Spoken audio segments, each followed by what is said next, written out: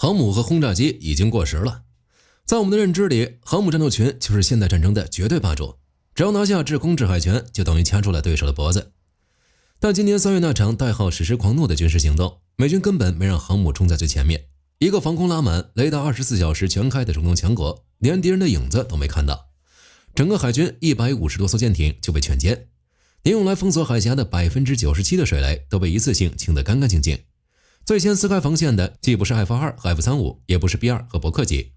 而是几艘藏在深海里全程没有露面的钢铁巨兽。这就是美国海军俄亥俄级核潜艇。时间进入4月，中东停战至今，一旦再次开战，俄亥俄级还能团灭伊朗吗？今天我们就来扒一扒美国海军俄亥俄级核潜艇为什么放弃了核武后，反而让全世界胆寒。我们把时间拉回2026年3月初，当时波斯湾、阿拉伯海周边已经拉响了最高级别防空警报，伊朗所有雷达24小时全开，防空导弹全部上膛，整个海防体系绷到了最紧。在这种密不透风的防御下，美军如果派舰载机硬闯执行首波打击，战损会高到无法承受。面对这个死局，美军的选择让俄亥俄级核潜艇从水下发起第一枪，行动打响的那一刻，没有航母编队浩浩荡荡的集结，没有战机呼啸的轰鸣声，甚至连一丝雷达预警都没有。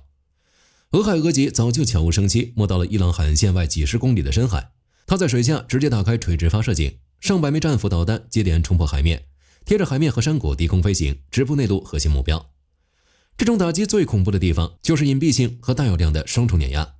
当伊朗雷达终于捕捉到大批低空导弹时，最佳拦截窗口早就错过了。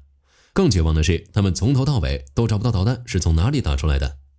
在史诗狂怒行动里，这波来自深海的饱和打击直接越过了所有海岸防线，精准砸烂了伊朗的指挥中枢。战报有多夸张？公开战报显示，伊朗海军150多艘各型舰艇被全部摧毁或重创，水下潜艇部队几乎全军覆没。更致命的是，他们用来封锁霍尔木兹海峡的水雷被一次性清除了97%。当然，潜艇不止美国有，全世界知名度最高的核潜艇应该是俄罗斯那个拥有向量名号的北风之神。它从北极冰下破冰发射导弹的画面确实震撼。那么，如果把俄亥俄级和俄罗斯最顶尖的核潜艇放在一起正面硬刚，到底谁才是真正的全球深海之王？想要直观感受俄亥俄级在水下的真实威慑力，我们不妨先看看它的对手。在深海武器的发展路线上，俄罗斯走的是一条完全不同的路，把单一武器的性能直接推到物理极限。目前俄罗斯最具代表性的核潜艇就是北风之神，这艘24000吨的巨舰可以在北极冰盖下长期隐蔽，要发动打击时，它根本不用找开阔海域，直接撞开后冰，把16枚布拉瓦导弹打向全球。北极冰层就是它天然的防弹衣，卫星看不见，反潜机抓不着，一边是极致速度的突防导弹，一边是靠极端环境隐身的深海巨兽。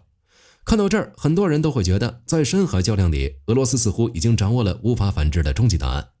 但当我们把目光转回美军，你会发现，北风之神也就是欺负小孩子。火力军今天已经是高看俄罗斯一眼了，没有拿最先进的哥伦比亚级做对比，只是拿爷爷辈的冷战老古董来和俄罗斯的战略重器一较高下。面对俄罗斯的速度和隐蔽，美军没有跟着内卷，而是拿出了一套完全不一样的打法。想象一下，你是驱逐舰上的声纳兵，屏幕上出现2个微弱信号，一个俄罗斯潜艇，一个俄亥俄级，哪个更容易被你抓到？答案是俄罗斯那艘。核潜艇最大的噪音来源之一就是反应堆的主冷却泵，而俄亥俄级用的 S8G 反应堆有一个关键设计，自然循环。中低速航行时，它不用开主泵，只靠热水上升、冷水下沉的物理规律自己散热，噪音哪怕只低几分贝，在水下被发现的概率都会指数级下降。这意味着实战中，俄亥俄级可以悄无声息摸到某个国家门口，发现、锁定、开火，而对方甚至不知道危险从哪儿来。等它安全进入发射位置，才会亮出真正的杀招，一艘艇带154枚战斧巡航导弹。这个数字太恐怖了。我给大家对比一下一艘美国主力伯克级驱逐舰，如果火力全开，一个小国片刻间就会灰飞烟灭。它配备了90多个垂发单元，但它是水面目标，大部分坑位要装防空弹，一次对地打击基本跟上就是能掏出20-30枚战斧。俄亥俄级不一样，几百米深的海水就是它最后的装甲，它不用带任何防御武器，22个发射管，每个塞7枚战斧，整艘艇就是一个纯的深海火力怪兽。这种数量差距在实战里会造成一个恐怖结果，直接把敌方防空系统打到宕机。现代防空系统再强，通道和算力都是有限的。154枚导弹从不同方向、不同高度同时扑过来，雷达会过载，指挥会混乱。拦截弹几分钟内全部打空，就算你拦下80%，剩下几十枚也足够把雷达站、空军基地、海军港口抹平。更可怕的是，它不只是个炸弹卡车，停手2个发射管被改成了特种部队舱，可以在水下悄悄放出66名海豹队员。这是一整个海豹加强排。潜艇在水下不需要露出水面，海豹会直接坐着 SDV 微型潜艇直接深入敌后。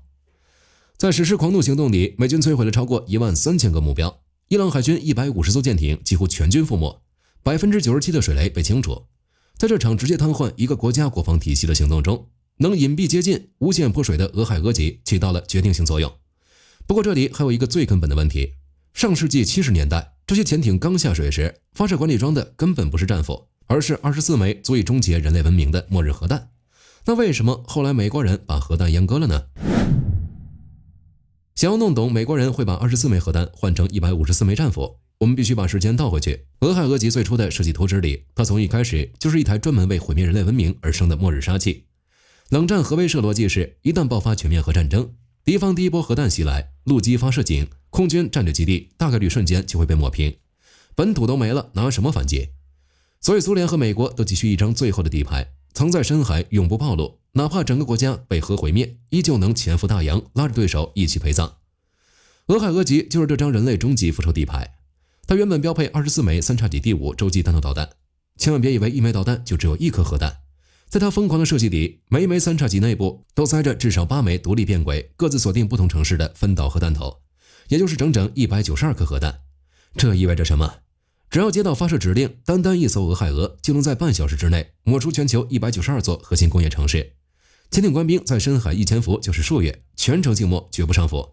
他们日复一日在漆黑深海，唯一等待的是祖国已经沦陷、世界迎来末日的报复指令。可历史跟他们开了一个巨大的玩笑。就在他们全副武装，随时准备迎接世界末日时，冷战突然落幕，宿敌苏联直接解体。耗资天价打造的末日巨兽反应堆还有几十年寿命，船体状态完美，直接拆掉太过可惜。可和平年代又根本用不上这种大规模的核弹，不想巨额军费打水漂，五角大楼直接做了一个疯狂决定，给最早的4艘俄亥俄进行一场颠覆性大改造。美军直接对潜艇开膛破肚，拆掉所有末日洲际核导弹，在原本巨大的发射井里密密麻麻塞满154枚战斧巡航导弹，同时把停手2座发射管清空，改成水下专用减压舱，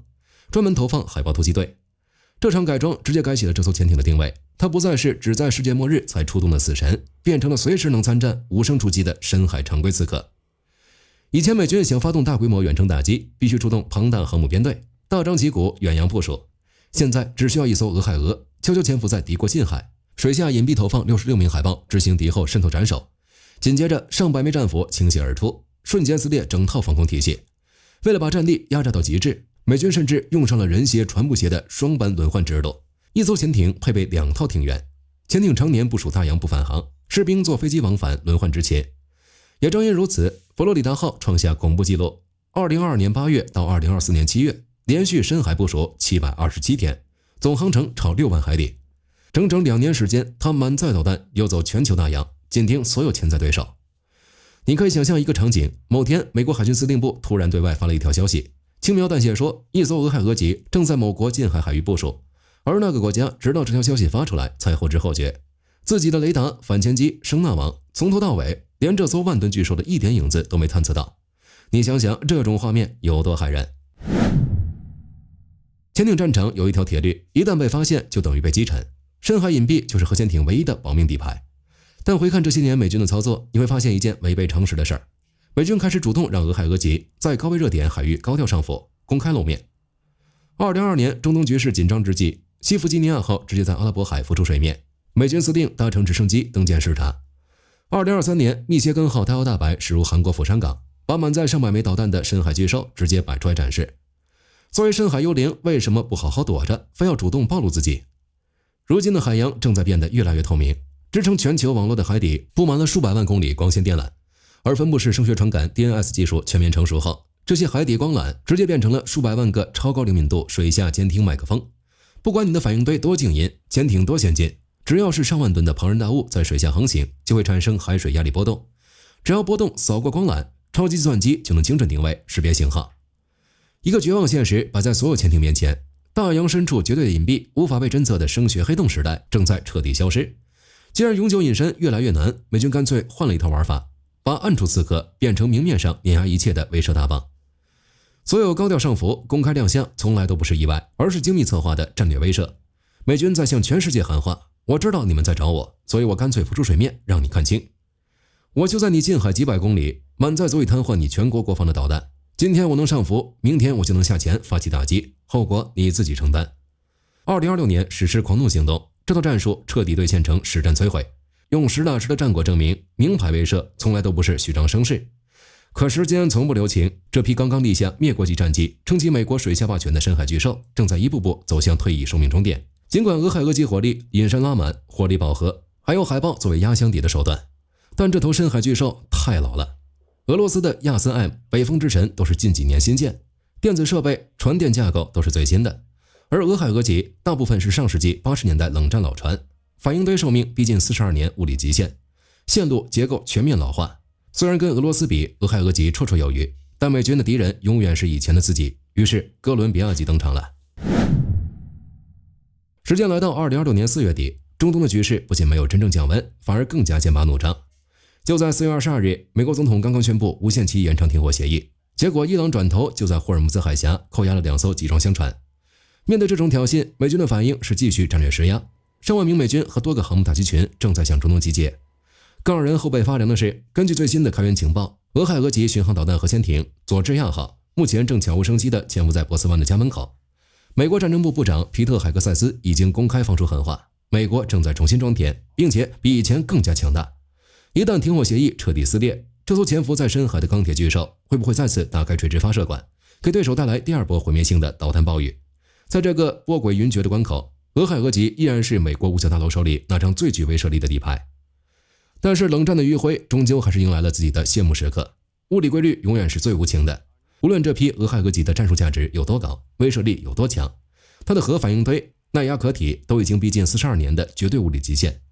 从这2年开始，这批满载导弹的深海巨兽将不可逆转地陆续退役，这带来了一个极其现实的问题：